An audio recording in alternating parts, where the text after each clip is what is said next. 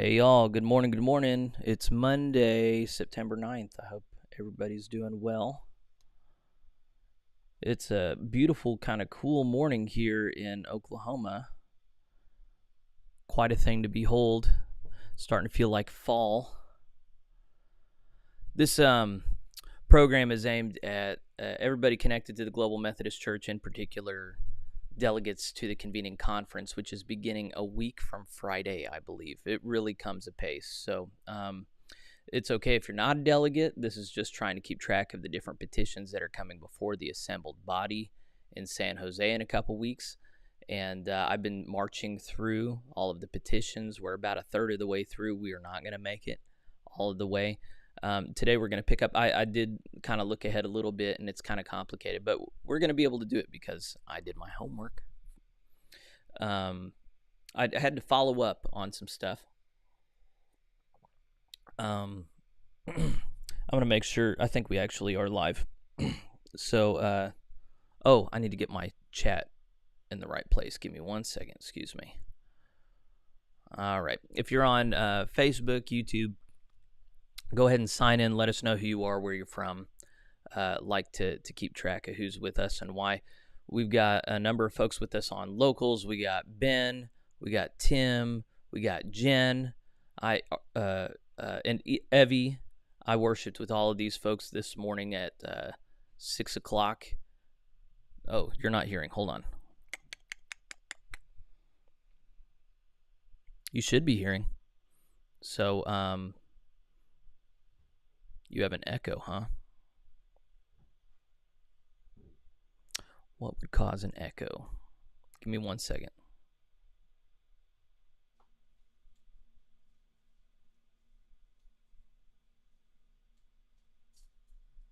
Oh, hey, darling. How are you? You're not supposed to be down here.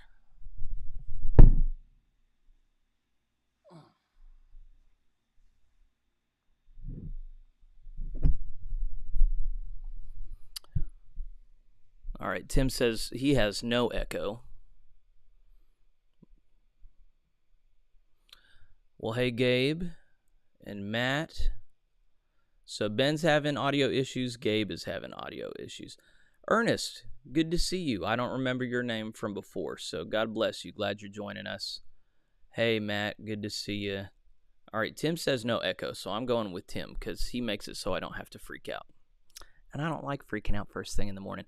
This is Abigail. She's my second to youngest, my 2-year-old.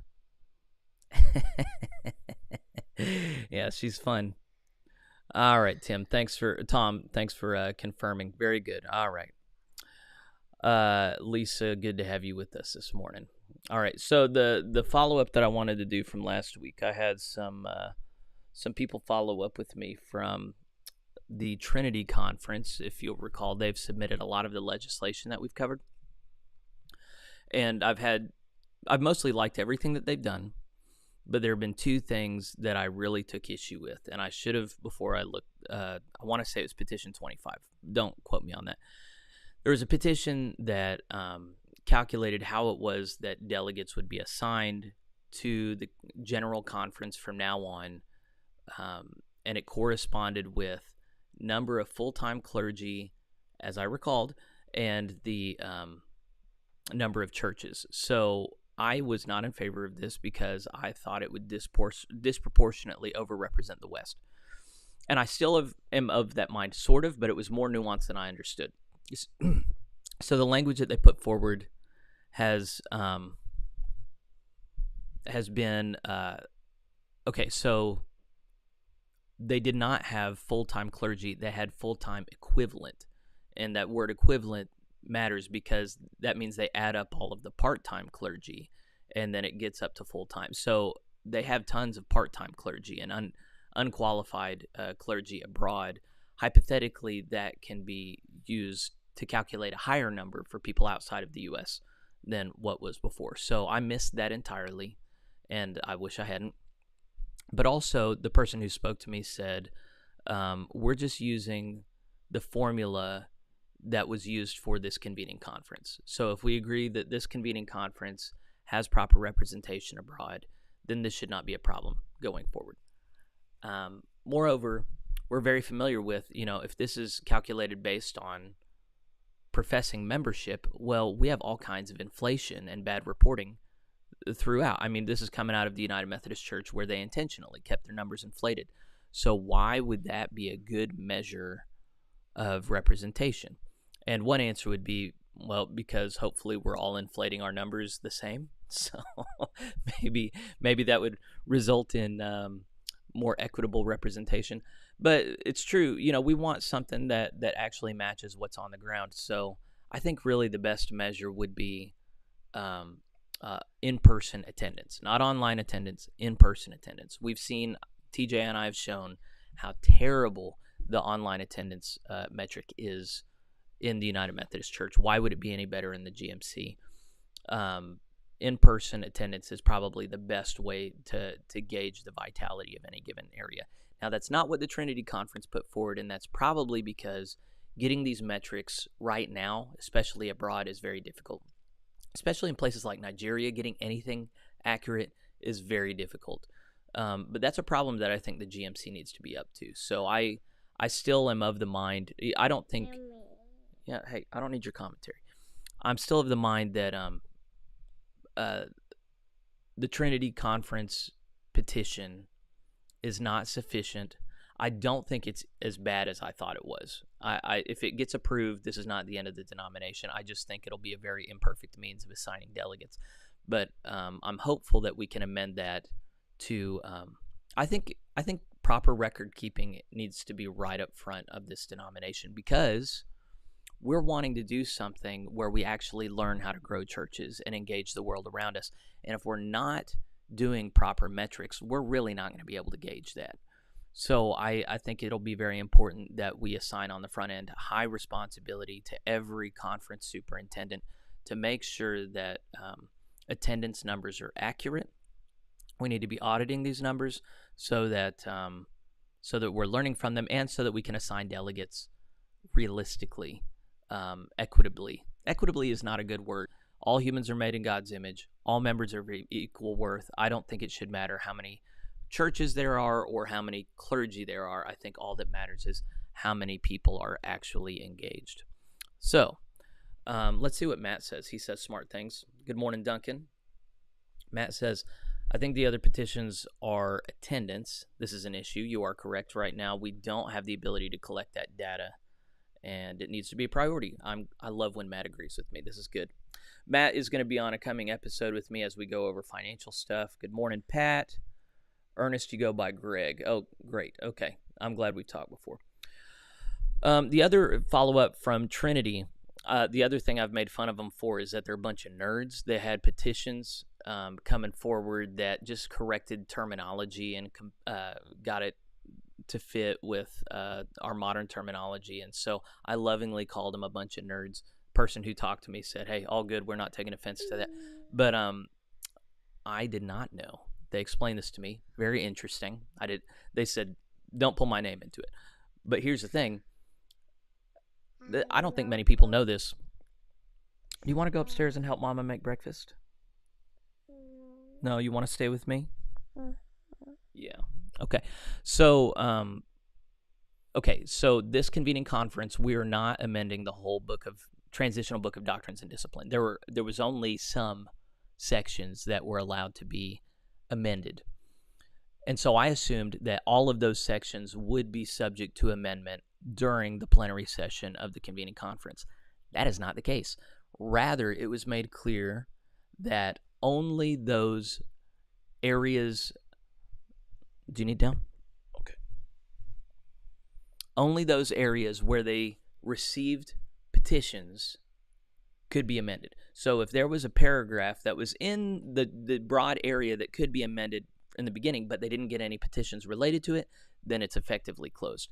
So there were some areas of the transitional book of doctrines and discipline that they discerned, hey, the plenary body might want to move on these areas, but if we don't submit any petitions pertaining to it, then we're not going to be able to amend anything. So they concocted these nerdy petitions, these persnickety petitions, just so that whenever plenary is in session, they have the ability to amend these paragraphs that would otherwise be closed.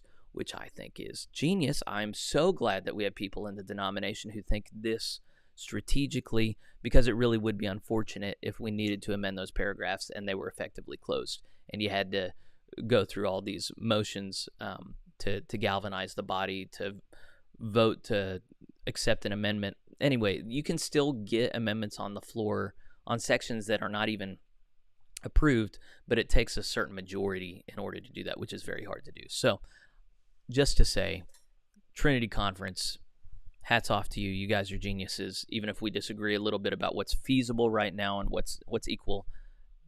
You need to go potty? Okay, hold on one second. Hey, Mama, Abby's coming up. She needs to go potty. All right, Mama's going to take care of you.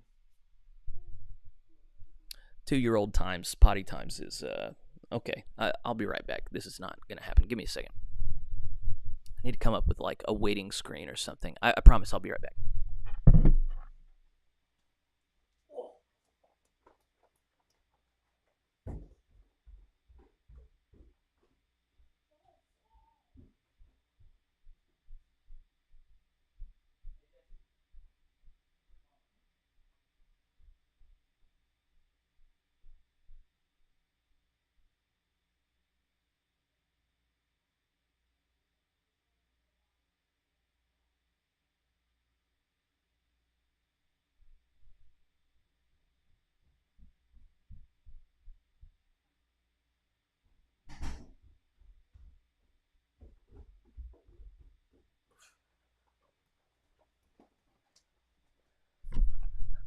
Being a dad's fun.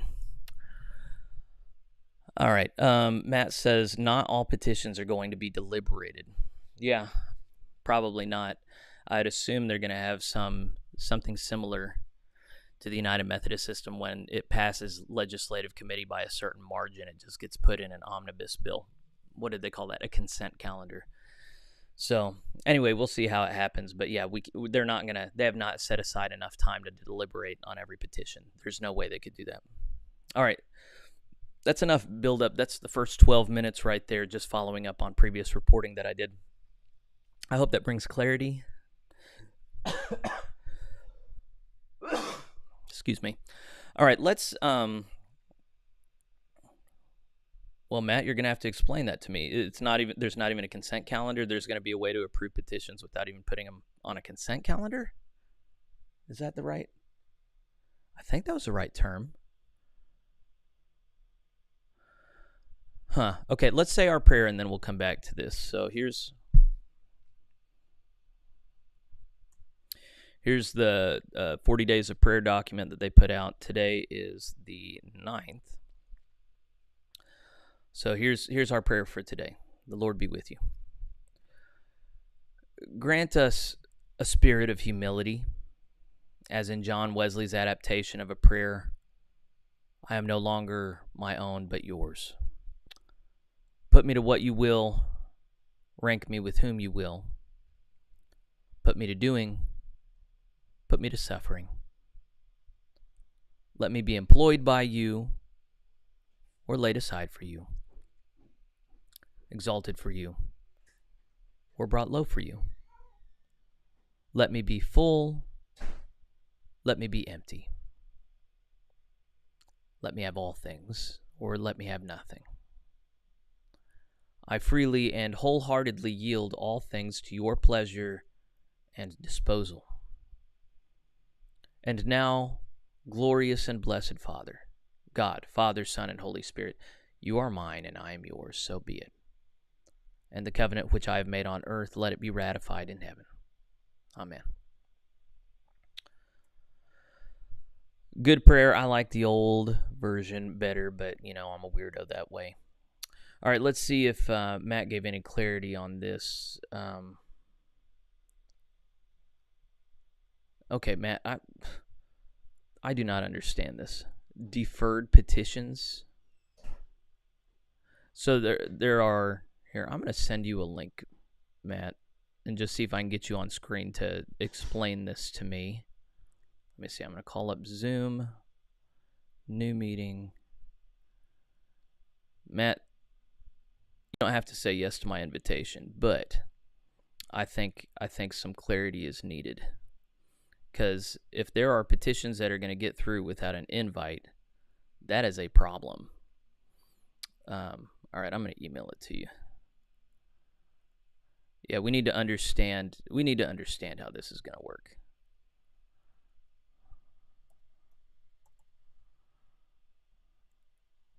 Link. Send. All right. I just sent it to your inbox.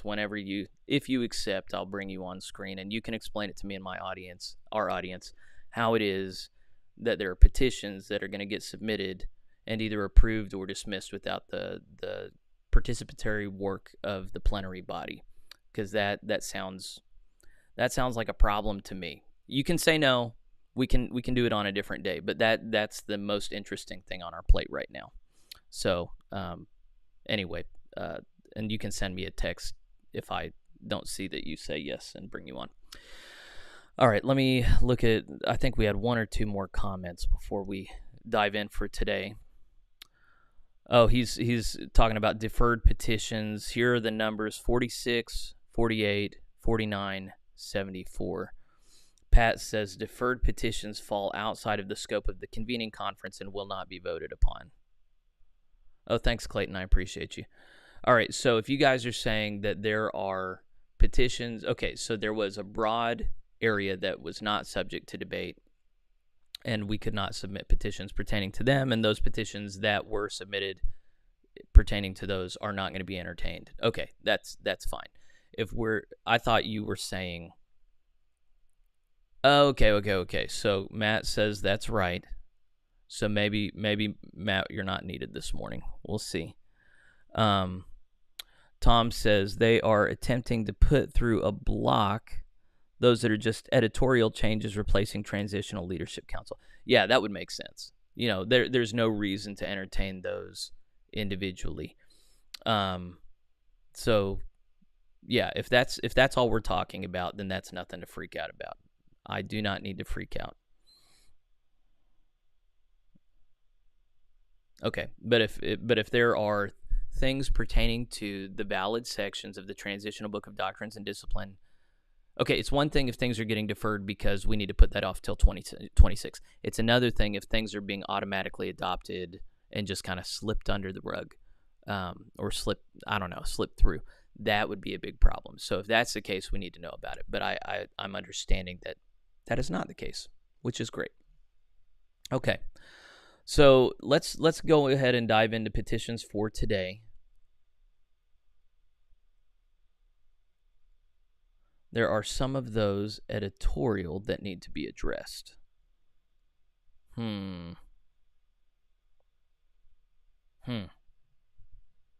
Okay. We will then. All right, I'm going to...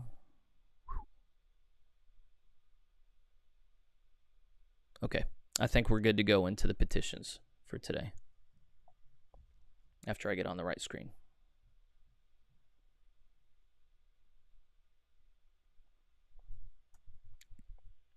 We're on petition 89 for today.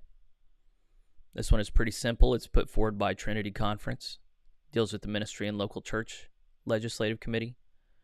The rationale is this is a local church action, so the presiding elder should not be required to review and approve this. So what procedure is this dealing with? It's paragraph 322, member involvement and accountability.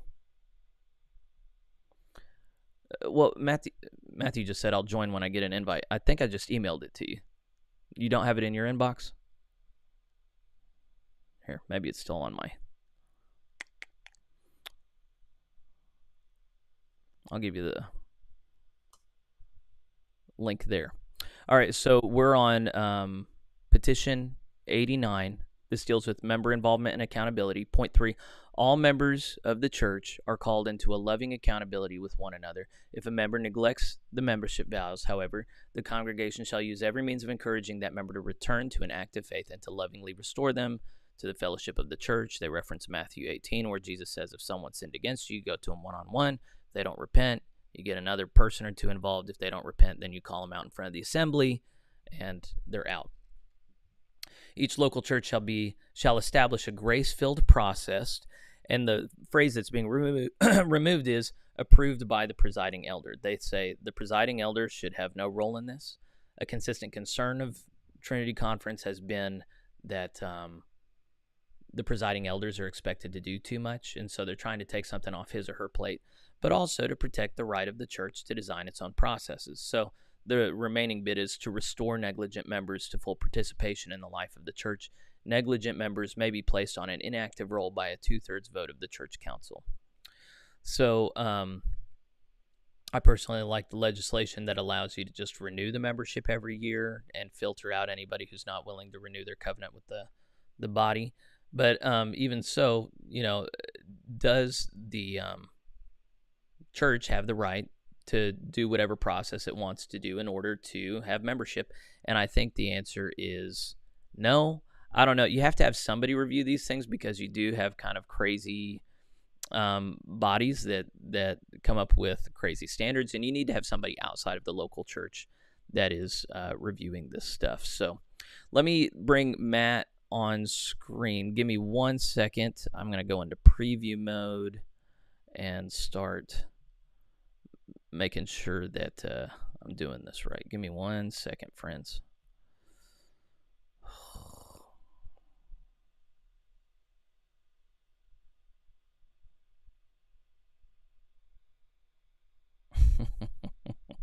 I can't even find the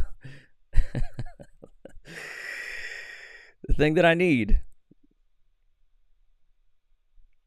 I'll bring him on screen in just 1 second. There it is. Add. I'm going to put you a placeholder guest 1. There we are. All right, back to live mode. Matt, I'm bringing you on screen now. Well, not now. Now. All right, so here's Matt. Matt, say something. Let me make sure I can hear you. Good morning. Oh, good morning. I can hear you. I'm turning you up a little bit. All right, so Matt, explain to me and the audience, everybody, this is Matt Conover. I've done an interview with him on finance before. He's served... sorry, brother. What conference are you serving on? The GC? I'm with Mid-South. Mid-South. Okay. So Matt knows this stuff. So explain this business about what are there any petitions that are just going to get slipped under the rug and not subject to the approval of the plenary body? Well, there's first, thank you for putting up with my random texts or messages.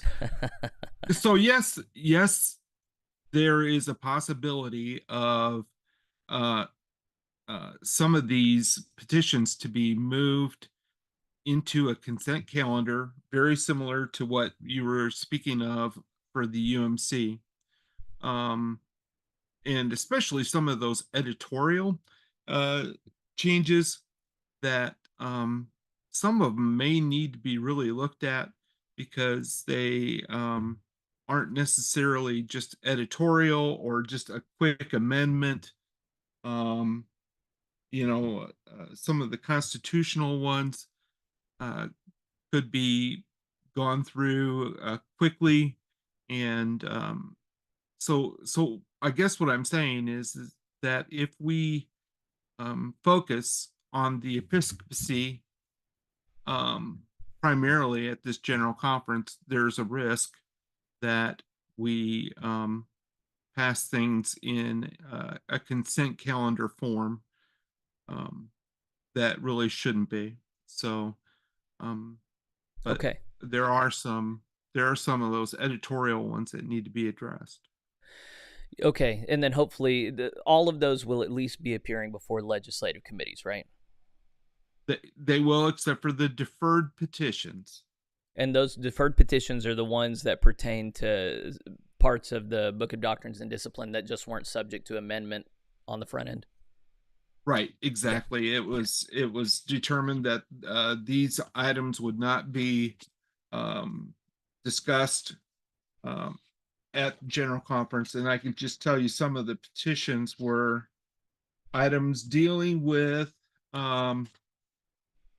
celebration of holy marriage, voting rights of the appointed, minimum standards for annual conference websites. Um, That was mine, I think. I think it was. It's 242. I don't remember. Um, petition for fuller theology of marriage, the entrance into the ordained supply pastors. There's probably 20 Yeah, or yeah, 25 yeah. that are deferred. Yeah. And so we were just talking a minute ago about the importance of accurate reporting on the front end. The minimum standards for websites, which I authored, guarantees not just that, but also that there's a certain degree of transparency that takes place at the front Exactly. end. So I'm really hopeful that delegates agree that that's super important and needs to take place on the front end. But that I think it requires a 2/3 vote of all delegates to consider one of those, doesn't it? I believe you're right. Yeah, I'd have to go back to the rules, but I think yeah, you're correct that it has to be lifted and assigned yeah. to a legislative committee. Okay. So let me sum up what I think I've learned from you. The deferred petitions are not coming before legislative committees at all. The only way to have deferred petitions, those are petitions that were submitted pertaining to parts of the Book of Doctrines and Discipline that are not subject to amendment um, at this convening conference. We can still bring them on by a 2/3 vote of all delegates, but they still need to be translated for consideration from all the delegates. It's an uphill battle. We didn't even talk about that. Yes. But then all other petitions that haven't been deferred will at least appear to legislative committees who may or may not put them on a consent calendar, an omnibus bill package, where they all get approved at once without being debated on the floor. And outside of those deferred petitions or consent calendar petitions, any petitions that are not as of the consensus opinion will get brought to the floor of the conference, right? As long as they right, as long as they pass the legislative committee, Yeah. correct. Okay. Oh, yeah. The Right. legislative committee can just straight up turn down some of the petitions as well. And then the That's only correct. way. Okay. Yes. Yes. Yes. There Thank you. are there are some there is something called a minority report Uh huh. where if it does not pass the committee, the legislative committee, those who don't agree with that will or can go ahead and put together a report stating their um, disapproval. Okay. Okay. Well, I think that's a good refresher for all of us. And of course, I'm going to be reminding everybody of this. Um, I think I've decided I am going to do like a watch party type thing alongside of the convening conference. I'm not going to be able to restream the annual conference and comment over it, but I am going to have.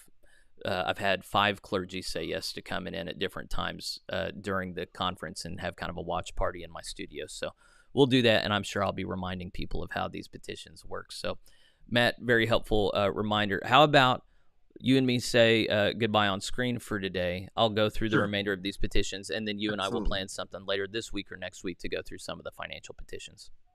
Next week is getting close. It is, so maybe this week then. Yeah. Okay. All right.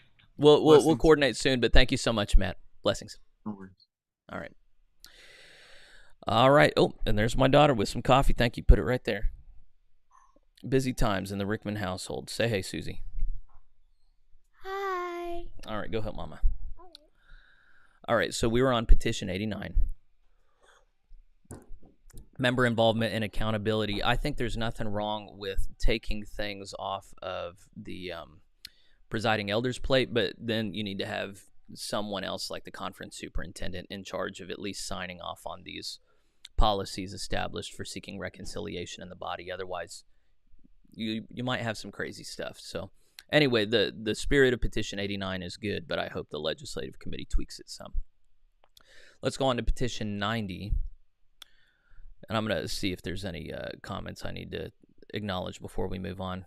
Just one. Pat says, petition 89, my fear here is that we may be enabling different rules, not only in conferences, but in individual churches as well. And to a degree, I mean, that's going to happen anyway. There's going to be huge variation between local churches, but do we want variation in this particular arena? I think we're generally of the opinion no, but then I am eager to see if local churches some can be more strict than others, so maybe I do want it just to be a local church thing. And if they set the bar too high or too low, then we can learn from that. Yeah, I think I'm changing my mind. I'm allowed to do that, right? All right, let's look at petition 90. This is pertaining to, it deletes the Council of Bishops. So this is in the previous version. Now there's going to be an assembly of bishops. So, and there's significant difference between this. Here, I think I can do this. All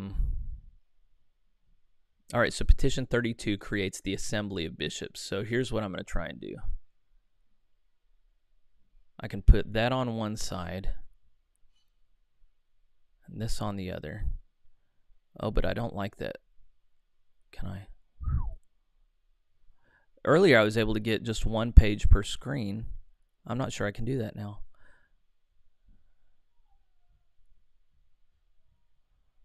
Man, I hate when it works. Here, hold on. Let's see what happens here. Ah! Oh, that's great. Okay, so petition 32 created the assembly of bishops. So we've already covered that, but I'll show you. Sorry if I'm giving anybody motion sickness. All right, we're going to 32.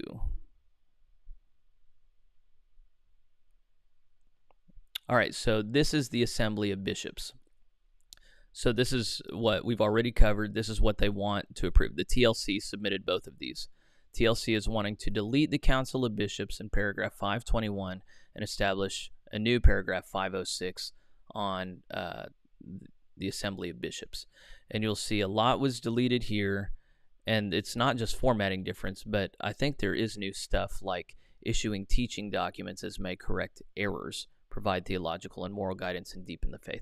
So this is the superintendency on the right. This is the superintendency model of bishops. If you didn't see my interview with Matt O'Reilly that I published on Saturday, that is really helpful for understanding the superintendency model and what's being promoted here. The Council of Bishops on the left, that's closer to what the WCA documents recommended in the beginning, and is an excellent reflection of a number of things, but that's just not where the TLC is now. So a lot of this will come down to, I don't think we need to get into the nitty-gritty too much. A lot of this will come down to, do we want, sorry, I realize my head's in the way of some of the stuff on the left.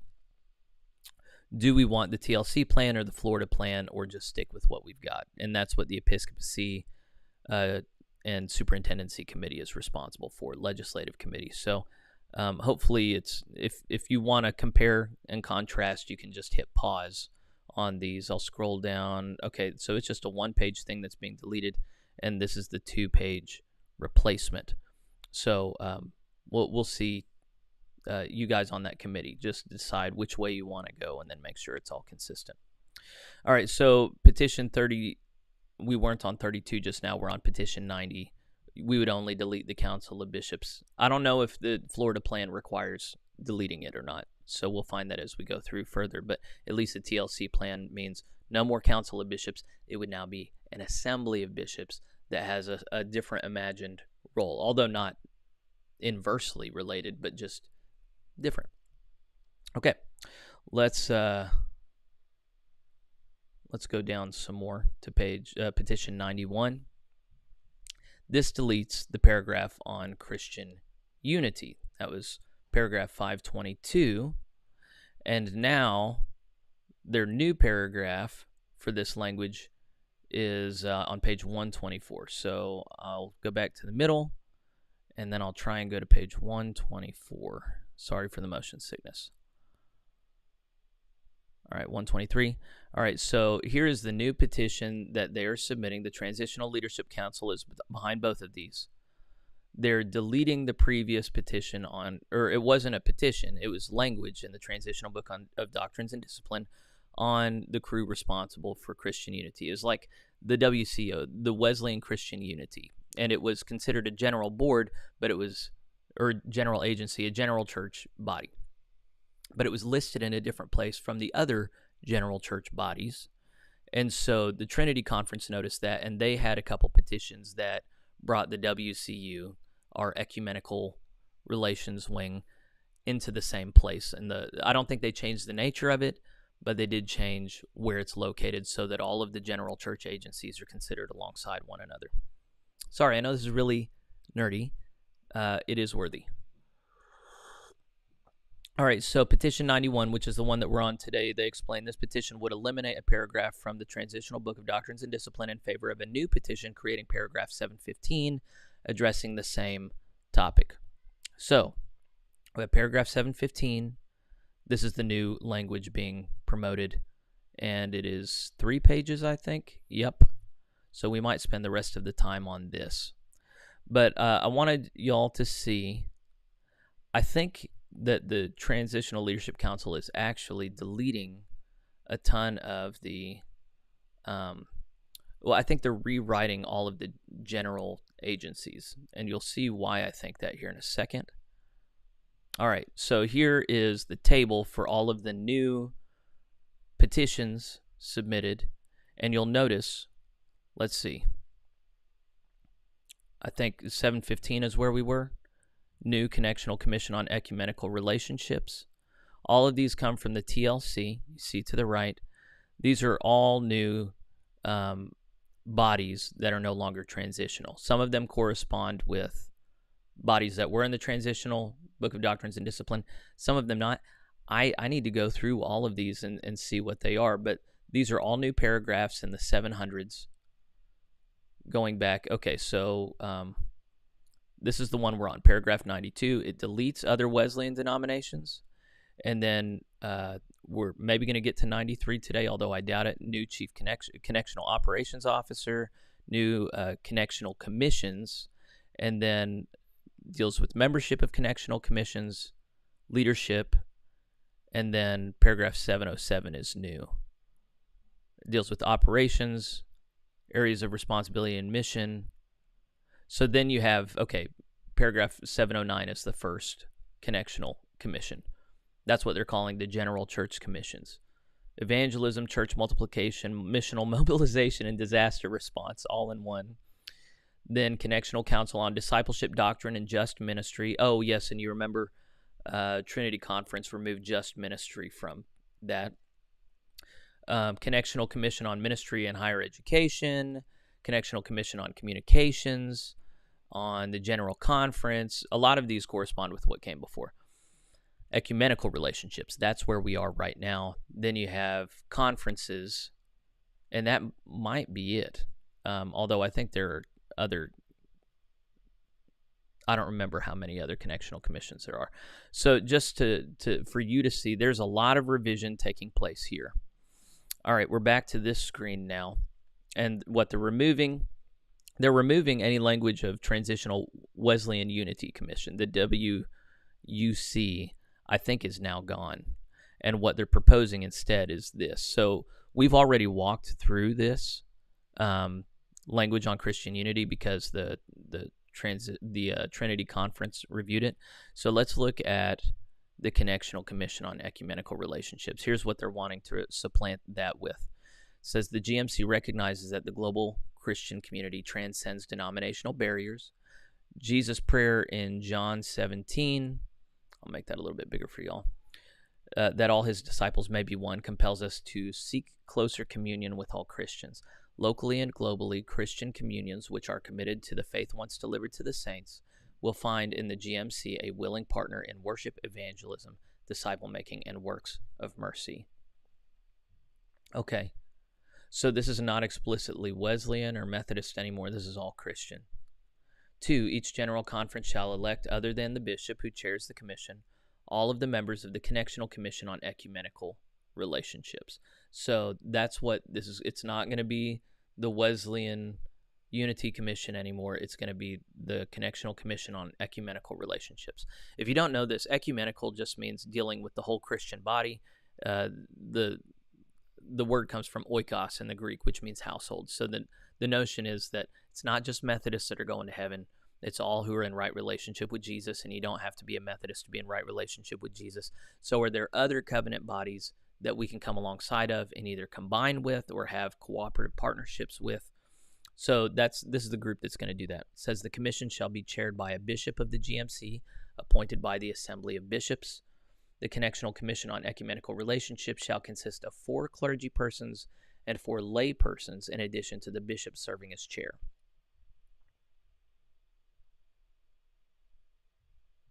Those persons elected prior to the 2026 General Conference shall serve for 2 years or until their successors are elected and shall be eligible for re-election at the 2026 General Conference. Beginning with the 2026 Conference, each person shall be elected for a 6-year term and is eligible to serve a 2nd-year term if elected. The chair and members serve until successors are elected. I don't see why any of this would be a problem. The General Conference is not choosing the chair. That's going to be chosen by the Assembly of Bishops out of the pool of bishops that's established. 3, in its work, the Connectional Commission on Ecumenical Relationships shall give particular care to uphold the doctrines, moral principles, and polity of the GMC. Of course, otherwise they couldn't do their mission. 4, the Connectional Commission on Ecumenical Relationships shall bring recommendations to the Assembly of Bishops and the Connectional Council with respect to membership of the GMC in councils, networks, or associations of other Christian bodies, covenants with other Christian denominations or associations of churches, and the potential organic union with other Christian denominations or groups. So organic union means really becoming one body, similar to what happened with the Methodist Protestant Church and the Methodist Episcopal Church North and South. When you become one body, or the Evangelical United Brethren with the Methodist Church, that formed a new denomination where it's just one body now, where there were 2 or 3. Point 5, the Global Methodist Church has a particular interest in fostering greater unity with other Wesleyan and Methodist groups which share a common heritage of theology, history, and polity. Unity among the spiritual heirs of John Wesley is a profound hope and desire of the GMC, rooted in our heritage as a connectional movement, linking congregations and conferences in cooperative ministry and mutual encouragement. Closer relationships with other Wesleyan groups provide increased opportunities for global mission and evangelism, enrichment in our understanding and practice of ministry, and sharing of resources and expertise. The Commission shall explore A, membership in the World Methodist Council. We've talked about this before. They're pretty liberal, but maybe it would be good. B, the advisability of membership in other trans-Methodist, and we've talked about this before. Trans is just not a good prefix right now. It'd be better for pan-Methodist. I hope the Legislative Committee changes it to pan-Methodist. Organizations such as the Asian Methodist Council, the European Methodist Council, the Global Wesleyan Alliance, or the Pan-Methodist Connection. See, it's right there. So point 5 is pertaining just to Methodism and Wesleyanism, but this, as I read it so far, is opening things up to other non-Methodist denominations that just have Jesus in common with us, which should be enough.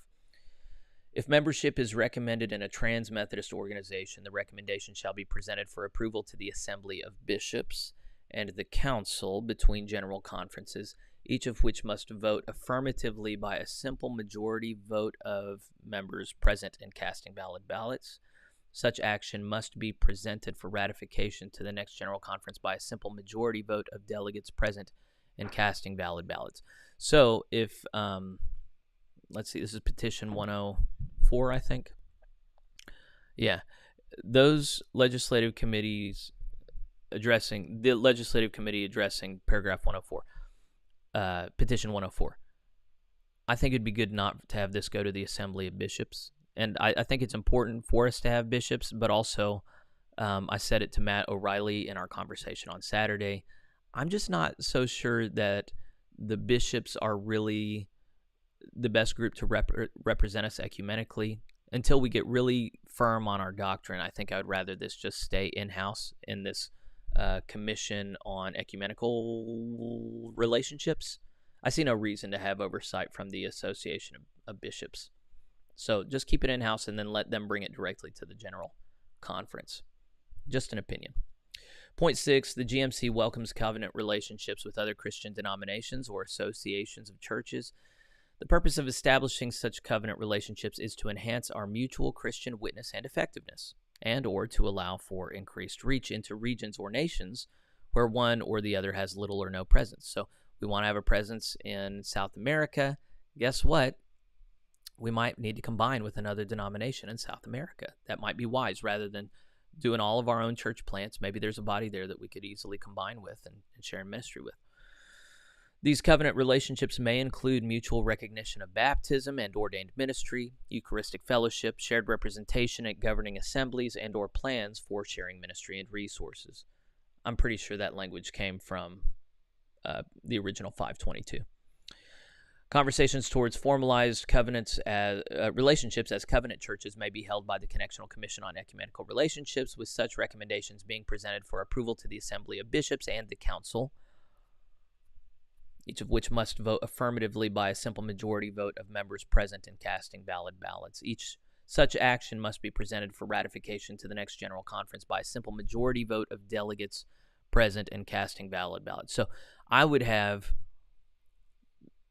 the Connectional Council and the Assembly of Bishops removed from the process, just allow this commission to do its work and bring it to the General Conference. But then at that point, I would have it be approved by a 3/4 vote of the assembly. That makes more sense to me. I think we need to have if we have too many gatekeepers before things get to the body, then I just think the body can easily be manipulated or subverted. All right, so here's the last paragraph in Petition 104. The Connectional Commission on Ecumenical Relationships or its designated representatives shall represent the Global Methodist Church in conversations related to union with other Christian denominations or associations of churches. Such plans of union shall include 1, a statement of vision on a preferred future, 2, a statement on doctrinal and theological alignment, 3, a plan for integration of ministries, including evidence of consultation with all annual conferences directly affected by the plan of union. I'm pretty sure those 3 things came from the language that's being removed. Although I'm not easily fine. Well, wait. Yeah. It was in point 5. Okay.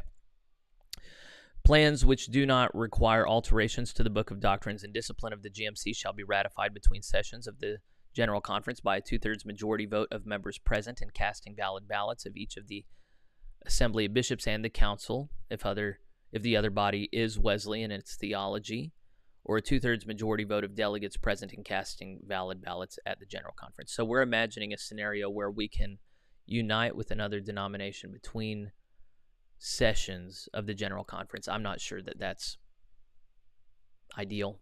I know we have 6 years in between sessions, but I would rather this be a General Conference decision rather than a Connectional Council decision or Assembly of Bishops decision.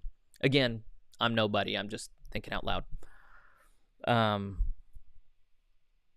The union shall become immediately effective upon such ratification. The other body shall have voted to dissolve its own governance structure to become effective upon ratification of the plan of union as provided herein. Plans which require alterations to the Book of Doctrines and Discipline, or with bodies which are not Wesleyan in their theology, shall require a 3/4 majority vote of those delegates present and casting valid ballots at the General Conference for ratification. So there is, in this process, a slight bias, 2/3 versus 3/4 in favor of Wesleyan denominations as opposed to non-Wesleyan denominations. I get why that's in there. It does seem to me that GMC could potentially have more theologically in common with some non-Wesleyan denominations. Like if we were talking about the United Methodist Church, I think we have more doctrinally in common with the ACNA, the Anglican Church in North America, than the United Methodist Church. It should actually be. But anyway, we're showing a Wesleyan disposition, and that's fine. Whatever. So Petition 104, we skipped ahead.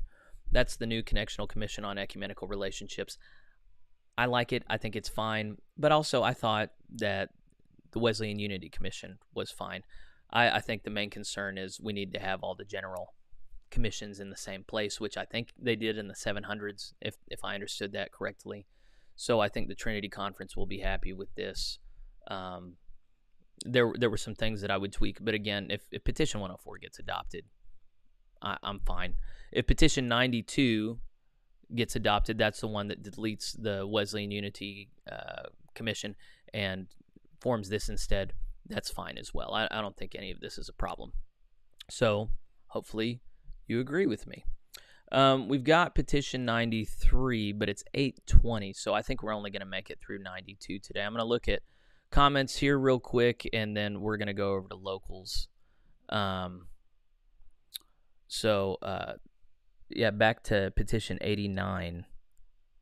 We already covered this, but D was hopping back on this. So he said there's a legitimate concern about whether or not we give too much autonomy to local churches to just do whatever they want, and D has that same concern. So she says, I know firsthand that some conferences always have and are currently still doing pretty much whatever they wish most of the time.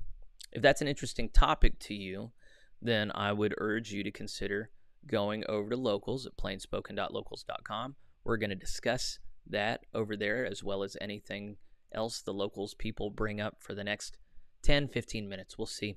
But we need to transition over there. So I bid you adieu.